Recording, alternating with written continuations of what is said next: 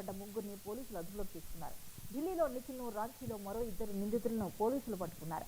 రేణు అగర్వాల్ హత్యకు ముందు వీరంతా కలిసి తూప్రాన్లో మందు పార్టీ చేసుకున్నట్లు విచారణలో తేలింది. పార్టీలో మొత్తం 9 మందిని గుర్తించిన పోలీసులు క్యాబ్ డ్రైవర్ ఇచ్చిన సమాచారంతో నిందితులను అరెస్ట్ చేశారు.